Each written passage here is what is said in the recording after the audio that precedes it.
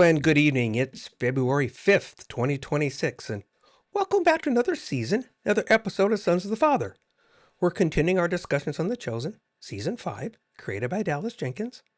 And tonight, we're going to continue exploring Season 5, Episode 5, Because of Me. This is our Part 3. Because during this series, my dad, John Warren, my brother, Jim Warren, and we're going to talk. We're going to reflect on things that have impacted us as we've watched these episodes, and maybe even unpack some thoughts. So welcome to the Sons of the Father on the Dusty Feet.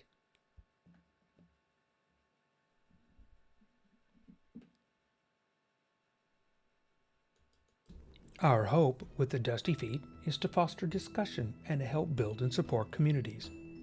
If you're not already connected to a community or just want to share and interact, this community has 4 primary ways to interact. 1. TheDustyFeet.com. That's our primary place to find everything. You are always free to comment. 2. Substack. Link is in the description below. It's designed around the written and spoken text. It's a place to connect to ourselves and others. 3. Facebook at The Dusty Feet. These videos and other videos are also available for comment and discussion. 4. And as always, you're welcome to send an email to bob@thedustyfeet.com. These places, they will be moderated and guidelines will be set to ensure healthy, safe discussion. And as always on the Dusty Feet, this is a place where we can safely explore the endless ways of God and the interconnection of His creation. Belief understandings may be challenged, divine misunderstandings may exist, and traditional teachings might falter as we pursue connection, context, and community with God and each other here in an environment of grace and love. Oh, and before we forget, if you find these kinds of podcasts useful, please click that subscribe button. Those reminders, though, they just help you. But also, if you think these might be useful to others, you click that like button, because that is how YouTube chooses to share these to more people if they wish. And remember, we have all the previous seasons available for review and discussion on TheDustyFeet.com. Season 5, Episode 5, Because of Me. It's our Part 3, yeah? So we always begin with a caution to ourselves. We must continue to remember that this is a storyteller's tale, not a biblical recounting. So much is left unsaid in Scripture. We just fill in the blanks with our minds, each with probably slightly different rendering, stories wrapped around stories, and I suspect we're going to see more stretching in the storytelling, so we just need to remain aware of the differences between what's expressed in Scripture and the tale portrayed here. We will do our best to be careful and respectful as we wander through this Season 5. This episode, towards the end, it also played out a cinematic element. Yeah, almost a bait and switch, leading you one way, yet revealing another. It'll be nice as we have this discussion tonight. We're eventually going to get to that, because I think tonight's discussion is going to be fun. So, that said, gents, Dad, start us off. Well, as we were talking about just before we started filming, was that we ended with Caiaphas praying this very pointed prayer of, okay, we're going to kill him. And that was where it was dropped. That was where it was ended. They didn't have a plan yet. They didn't even know where Jesus was. But in his heart of hearts, he was guiding everybody towards that. But in the bigger picture, Jesus is really guiding the whole thing. And he knows exactly what's going to happen. He doesn't necessarily love the idea, but he knows the idea, and he's told the disciples some of it, which has driven them crazy, as we have seen in this episode of it, where they're like, they probably did. It was chaos, because every one of them brings their own interpretation of what he said and their own hope for what he meant, if that makes any sense. We know what he said, but they're guessing at what he meant. And what they're saying is, some of them are saying, well, he really didn't mean that, and some are saying, no, he meant it. And then it just goes on, because none of them know, and none of them really know till the very end.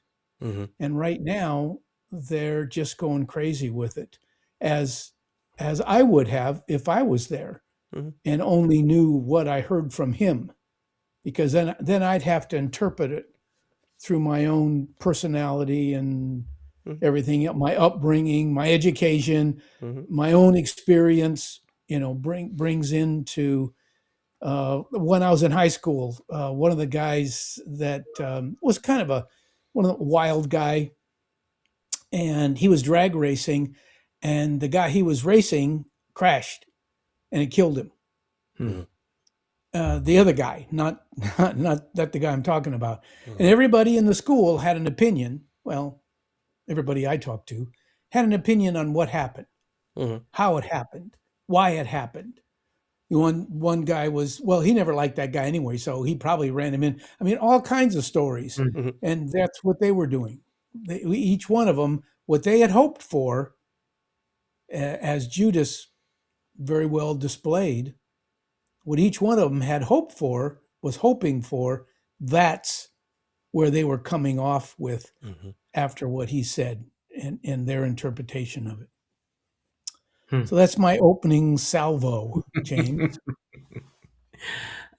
Interesting, because you saw similar differences in the we mentioned where we ended last time was Caiaphas's prayer, and it's the gathering of all the leaders, and each of them has a different reason for why they want Jesus out of there.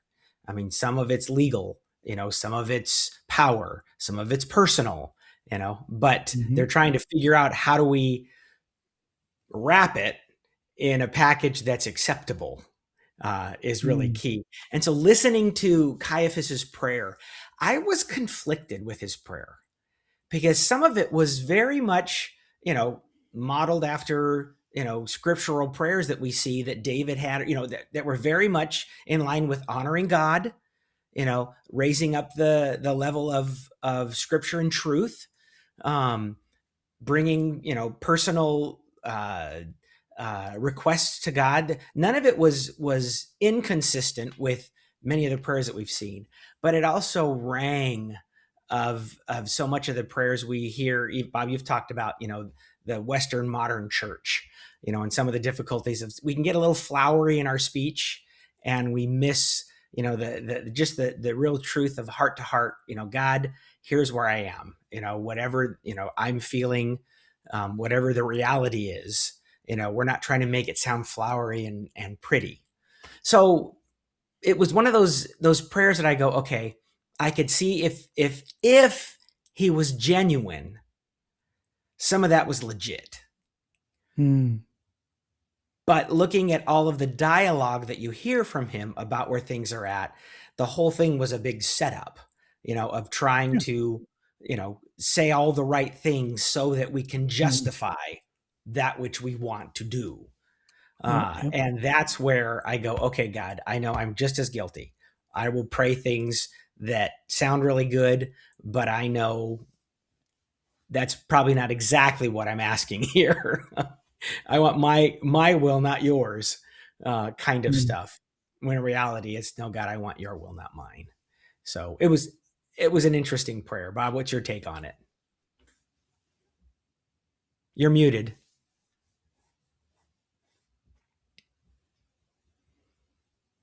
Oh, gee, I'm gonna you remember can't that. talk. There you go. Yeah. Oh, Mo, that's dangerous, isn't it? There you go. You've heard me on this soapbox before, so I don't want to dance on it too long, but I agree, Jimmy. This echoed of, and I'll be honest, from my experience from a Baptist pulpit standpoint, and it was scary enough to have you listen to that and look, and you go, I've heard this. Mm-hmm. I've heard this, and I can fill in blanks of scenarios that something wants to happen for some reason, that kind of stuff.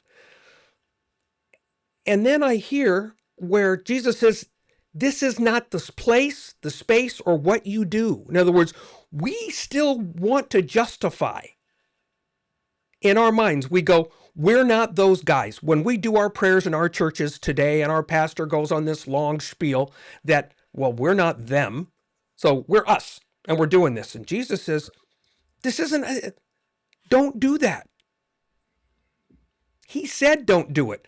We continue to look for excuses to do it. We're not doing it that way. And I go, well, Jesus said, where are you supposed to have that prayer? And it's not there. Mm-hmm. You want to talk, you want to postulate. I've said this before about these are captivated stories where now I have everybody has to be quiet. Yeah. Before, all that's going on, right? There's all the banter going on, right? And he stops the banter and he starts his prayer and everybody has to be quiet. Now you're stuck. Yeah. And you're there for that preach. Mm-hmm. That's not what prayer has ever been for, ever. And yet it is. We see it here. And this, we see it on brutal display. Yeah. And we see an agenda. And Jimmy, then you have that mixture of,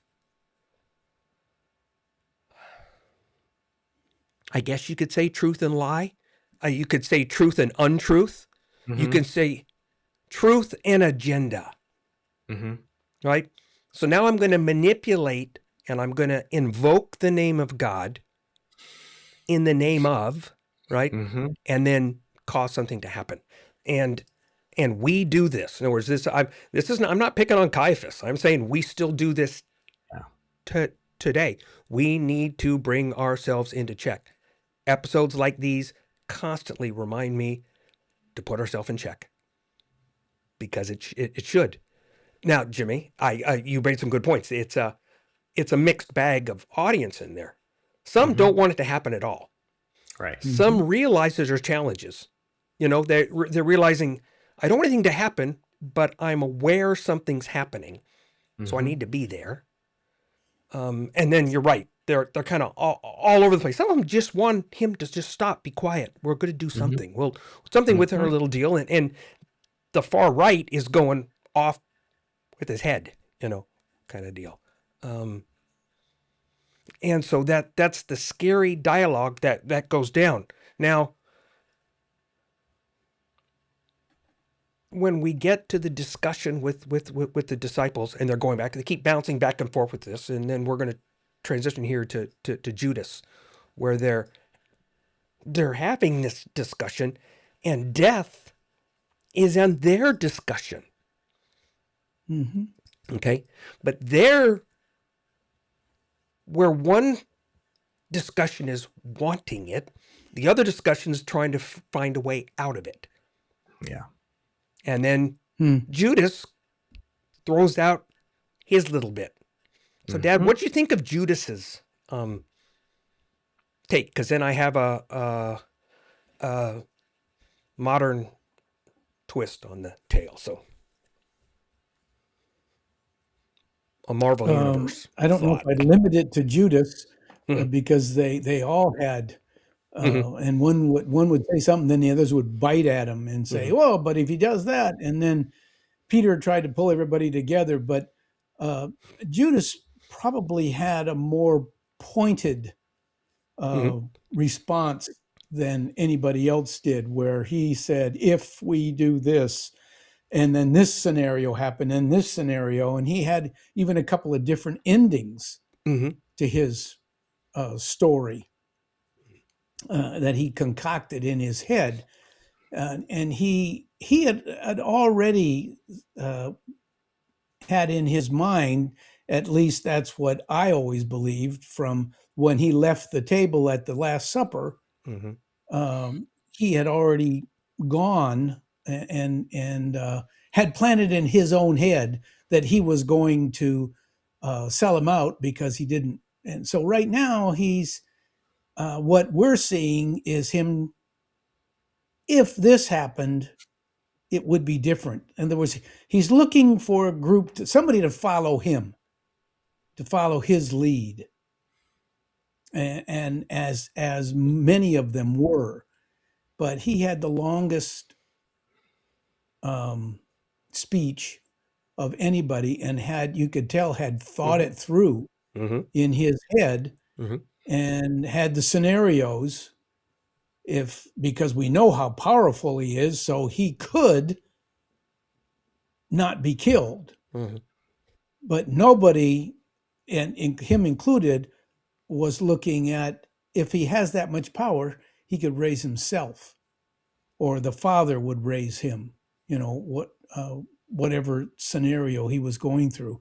Yeah. And I've never felt sorry for Judas, but when I heard him say all of that, I felt a little sad for him, Mm. because and he was trying to figure out a way that we could have the best of both worlds, that he could be saying what he said, and it could be true that they would try to kill him, but then he would reverse it all, and like he did when they tried to push him off the cliff, and he got out of that one. And so but all of them are just beside themselves, because they cannot put, no matter how you add it up, you do not get 4. Mm. They're not a 1 and 3, and they're not a 2 and 2, Mm-hmm. or a 4 only. No, Jesus said he's going to die, and you're all probably will too in some day. So anyway, that's what I got out of it. Mm-hmm. Hmm. It was interesting because I can't remember that I mentioned this before, but obviously the fixer in me Mm-hmm. can totally identify with, okay, we got to fix this. There you go. We are Judas. We're Yeah. fixers in Yeah. this scenario. Yeah. To say I'm not, that's not only do I not feel for Judas, I'm wearing freaking Judas's sandals. Yeah. Oh yeah. Definitely. And he wasn't just trying to fix it for Jesus. He was trying to fix it for everybody, because he wanted to come up with a solution that Oh yeah. worked for everyone. Oh, yeah. Everybody else's suggestions, Jesus said he needs to go to the cross, and everybody's like, well, no, you can't go. Well, that doesn't fix it for Jesus. Mm-hmm. And so he came up with a viable plan that had legs. Bob, you think you said this before, had legs to it, that could actually work. And I think he convinced himself as such. Mm-hmm. I'm not sure when he left the table that he was ready to betray Jesus, as much as he thought this might be a way to make it all work. Right. Kind of thing. Right. I don't know. Yeah. No. You bring a perfect. We just have to go with what Scripture said, right? And like you said, Bob, and what I would do in that situation, kind of thing. Yeah. Yeah. The betray. Understand, the story is told backwards. Okay. Mm-hmm. So because it's happened, the word betrayal gets slid in there. Right. Do you understand what I'm saying? You're describing something that has happened. Dad, is kind of like looking back on the wreck, and so you're describing it as it had happened, not as it's happening, right? Mm-hmm. So possibly, like Dad likes to say, it could have happened. Mm-hmm. That Judas isn't viewing this as a betrayal. I joke, I don't know if this is sacrilege to do this, but the in his deal, it says, look, if we put enough pressure and do this, and it put him in the right situation, then this will come out. Right. How you get to be a mutant. Sometimes they stick a thing in you and they push you to the point to where your power comes out. You don't know it. You haven't been able to express it. And then power comes out. And so Judas is trying to push look, if we push this far enough, if we let him go that far, then he'll have to come down. He'll have to stop. It'll stop. Somewhere along the line, it'll go so far, and then poof, the power comes out. And that's the line that Dallas seems to be towing here. Mm. And maybe it's just because we're so far down the road that we can't see it any other way, which is entirely possible. And I'll bite that in a heartbeat. But the fact that I can see, look, he wanted it that bad. And he was like, hey, this can happen. And so I'll just, if I'm going to do, and they've written his character so well that you know why we're here. This was mentioned a long time ago. Mm-hmm. And you get it. He knows when his plan's fallen together, he knows how to bring it back. That's what he's going to go do. And then I think that's why he ends up killing himself, because he realizes I did it horribly wrong. In other words, I realized what I did was the wrong thing. So I did do the B word. I did betray. That wasn't what I thought of at the time. Right. But I did, There's a lot that goes in with Thomas and the guys. There's just so much going with those guys, and now you get, and I like this disruption in this, because it's going to help in why they would scatter. Yeah. Later on. If we're feeling this in the room right now, just wait till the heat gets put up, It's a mess.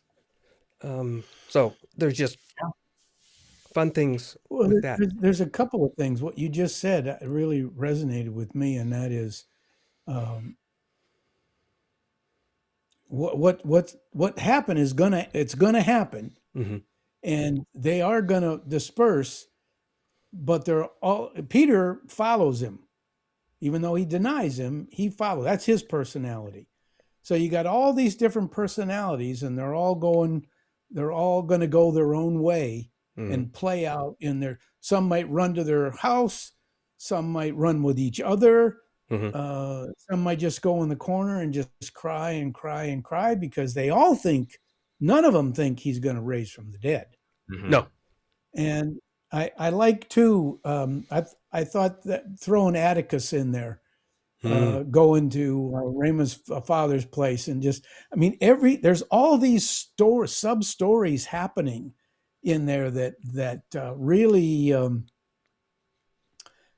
to me, are fun to wonder about, because what's going on, just like we said with Caiaphas, there's a whole group of them, and we're going to see in a couple of minutes, Mary and the whole group is playing well in their own lives, play out their own stories. And Atticus is doing what he's doing, I think, because he wants to make Rome happy. Yeah. Because that's what they're going to come after him for. And so he's going to play that out on, how can I utilize this person or that person, or get rid of this person or that person, so that they can't start more trouble, because I don't need more trouble. Yeah. And he doesn't know what's going on with Caiaphas at this point. He knows what's going on with Pilate. And he says, I'm going to do my thing, and I'm going to try to save your Tuckus. Yeah. And it's really, to me, the closing here is just a fascinating story upon story upon story that could have very easily happened. We don't know any of it, but like you said earlier, we know what's going to happen to Jesus.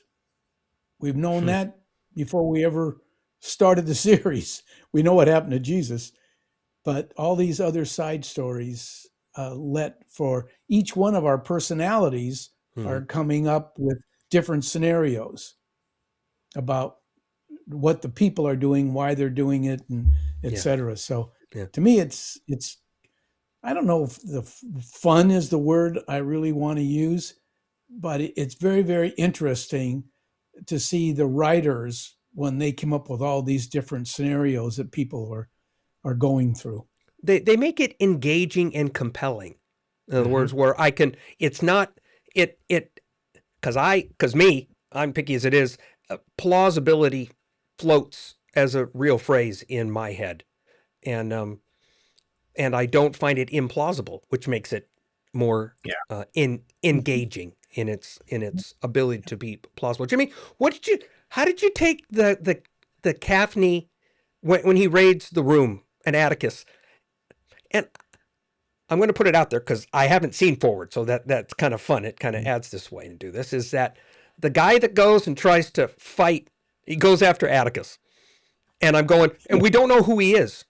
Right. I'm going to hold that though, right? So put a pin in this. Remember this episode, and put a pin in this. I have a guess, maybe, and so who might be offered another part later? Yeah, I don't know, but I know that in the raid he's squashing, Atticus is squashing one of the naysayers, or is he riling up a naysayer? I don't know. Because we don't know what happens with this. Do they get taken, or do they just get roughed up and then leave? And now they're double mad, Right. Well, what's interesting is Atticus all along has just been playing it pretty cool. And he's just trying to be an influencer, and to get things moving without directly doing hands-on work. And then all of a sudden he and Pilot just, they butt heads, and Atticus like, fine, let me tell you who I am. And he is the protector of the reputation of Rome. So whatever he's going to do, he's going to go out and make sure that Rome's reputation ends up being okay. And so takes matters into his hands, starts doing some active work, and you're going, oh dear, I think we just poked the bear on this one. Well, you just said this is the first time he's gotten his hands dirty, so to speak. Yeah, absolutely. Which tells you he's serious, and he's concerned. And that's what I think we see with Caiaphas too. Even in his prayer, Caiaphas is really concerned that this is going to go really bad if it goes the wrong direction. And I think that's Judas's motivation too. He realizes this is going to go bad if I don't do something about this. So everybody feels like they've literally been pushed to, I now have to do something to make this happen. And any of us, when we're pushed to the wall, at some point we're going to come out fighting. Joshua, I love my son. He's like, do you think you could kill a wolf with your bare hands? And I'm like, no, a wolf would kill me. And he said, if the wolf was going after Donna, do you think you could kill the wolf? And I'm like, absolutely. He said, so what's the difference? And I said, it's motivation is the difference. And that's what we see here. There's a motivation that's all of a sudden going, hey, I got to do something about this. And it's obviously going to come to a head. And we know the end of the story. And it's funny, there's been a couple of more recent crime dramas where you basically see the end of the story.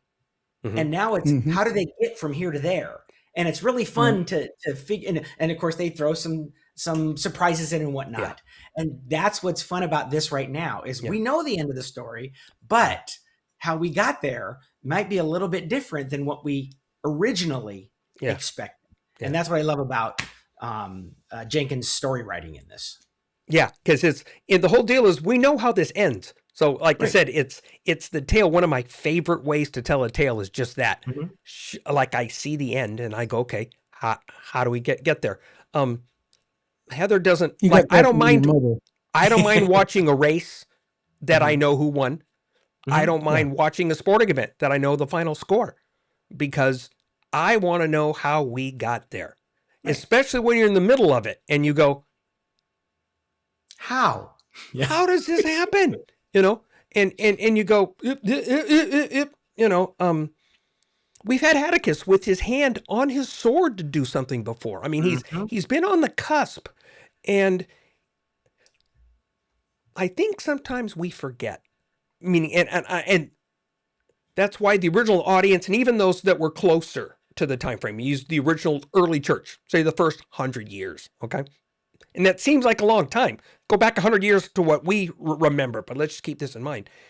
That's not happening in a vacuum. In other words, the world has happened before, and will after, but it's also going side to side, right? So Rome is on the decline here.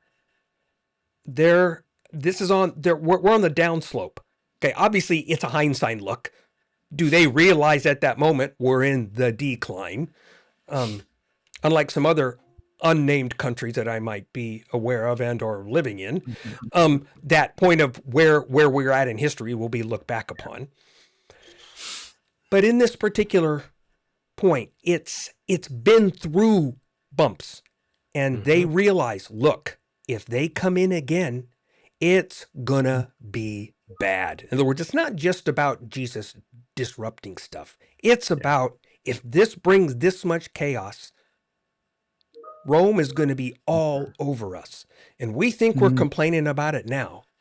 And Jesus is talking about taxes and pay them their taxes. And they come in, they're going to want more. And there's just this groundswell of you get what's being riled. This is not just a couple of lines. This is centuries building up to this.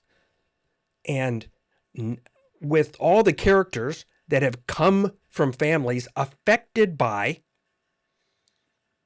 30 years before when he was born. That's why the story's there, to remind you that this is an echo of that, so we're just rolling in this mess. And so it's a broiling that's just waiting to just blow the top of the pot off. And then we realize when this mess is happening, and then we realize, okay, we're not really shocked where we're at. I'm not sure Jesus is, actually, I think it's the opposite. I think Jesus is not causing things. I think things are happening around him. He hasn't manipulated any event. There's nothing that shows in history where Jesus made this happen so that this would happen. This just enveloped around. That maybe another test of the Father was, are you going to try to interfere? Maybe, because I think Jesus dealt with whatever issues he had to deal with the whole time. We just have the big three early in his ministry before it kicks off, right? He gets the big three in the wilderness, but I think it happens his whole career, his whole time on earth. And right here, it's like, are you going to stop it? What are you going to do? Are you going to sidestep? Are you going to what? There's opportunities all over the place. And he doesn't shift anybody. He just lets it happen around him. And I think the strongest point, and I talk about it in my love episodes that I'm covering, but the biggie is that he continues to be who he is and love everyone and serve and care and wash feet and all that stuff in the middle of all of that. His temperament, his character, his life has zero change. None. In the middle of what we've just agreed is chaos. Stressful chaos. Beyond, almost. So we get this. So the people are doing things. So Dad, you bring up this point because you can have fun starting off this off. Is that so? Everybody has an idea of what they want to do. Episode before, people are told, he said, stay where they're at, and somebody leaves. And she said, they told you don't go to the city. He said, no, stay away from Jesus. But I'm going to do something. She doesn't know what she's doing. Because we don't really get that clear. We don't get that story. But while she's wandering around, somebody she doesn't run into them, they run into her. Dad, you want to start with that one? Well, I think they ran into her because they were looking for her. But she's wandering. It's not like they went back to the village where she was at. They had to be looking for her too, because she's not. Yeah. I wonder wherever she was going. We'll never know. But Dallas doesn't seem to appear to. That's not the purpose of the story. Merely that just puts her back in proximity. So he finds her, um, I what I've seen of Mary in the past of this, not just what we've seen in the episodes, I don't see her going with this dude. I said, no, I ain't going anywhere. You tell me what you're trying to do. But anyway, she goes with him, and she's blown away. And at the same time, you got Caiaphas and you got Shmuel over there knocking on his door. I mean, this whole dramatic story within a story within a story going on, and who knows how it went down. But there was a whole lot going on behind the scenes from what we've seen in Scripture, because they were planning and organizing and everything what they were going to do. And I thought earlier I don't know, it was in this episode. I think it was in this episode that they talked about the fact that they had to do it before the celebration for Passover started. They had to get moving with that. And so No, they had to do before Shabbat. So Shabbat, this okay. and trust me, this messes with, and they kind of talk about it a little bit, but they mess with is that our math that we use for our traditional, what I'll say is Easter phrase, is all off, and it doesn't take a rocket scientist to figure this out. It didn't take the math degree. It doesn't do that. It merely goes, they don't add up, Dad. Like I said, it doesn't equal. That said, a Sabbath were during that time frame, the Sabbath after Passover, because don't forget, they have the Passover meal. That's what they're having. They're having the Passover Seder. But then there's a Passover after that, which would be before Shabbat on Saturday. And so then you have those, and they don't want to have that before then. So the window is literally this big, Dad. I agree. They're like, okay, so they say 3 days, but it didn't. You didn't have 3 24-hour days in there. So there's a problem. There's a big problem. Shorter. Yeah, and we just like to keep kicking a can down the road. But why change? Throw that around for the next 2 hours. It doesn't make any sense. But what I enjoyed was what Dallas came up with the two scenarios, kind of dramatic. I mean, you and I knew that it wasn't going to be Mary that popped in there with Caiaphas, but people that are looking at this that don't know what the story says. Yeah, they don't know the story. There are probably a lot of people watching this that don't. And therefore, that there was a little drama that came in. But kind of fun. I get it was interesting the way he put all of that together. And Caiaphas says, "So, what are you standing here for? Bring the dude in. Who is it that knows and can fix this?" And then Mary, it's a nice wrap up to this episode. And that's why I looked at it. It was just a wrap up to the episode. Jimmy, I like the word. They like to coin terms that fit our modern vernacular, right? The operative, like it's not a phrase but it sounds really good for us, and it's grasp it easy. But when Nicodemus turns around, got chills. I literally got chills. It was like, no. Yeah. And you're like, oh, okay. Yeah. And how is this going to get inserted into the picture? And what effect is going to have in the picture? I'm compelled, I think, that this is going to take us more towards the end of the picture than the middle, so to speak. But it'll be fun to peek and see. It's another in the scheme of where we have so much unfriendly faces. Caiaphas' face been all over the place, right? And Atticus is a neutral that really hasn't dead. You nailed that spot on. He's got Rome's interest in mind, period. And so he's going to do Rome's. He's going to make sure that Rome looks the best out of it. Has to. That's his job. And he looks the best. Yeah. And that That's his job. I would expect nothing That's more. what I would have done. But all of a sudden, you introduce a friendly face in the middle of the mess. And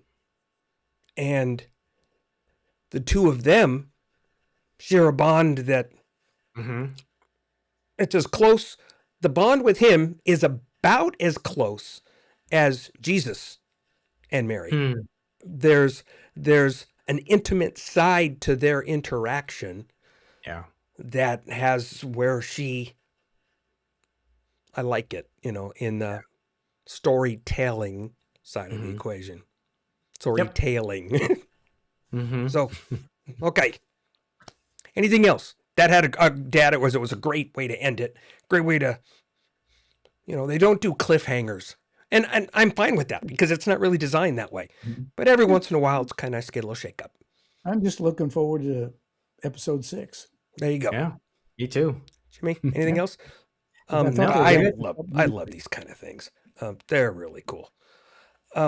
So remember, the interactive resources we mentioned at the beginning are available for you to ask any questions, discuss any ideas or thoughts that may arise, right? Because we'll be happy to consider any other ideas and concerns. It's part of what we enjoy. So again, to you all, shalom, shalom, and thanks you're with us tonight on another episode of Sons of the Father on the Dusty Feet.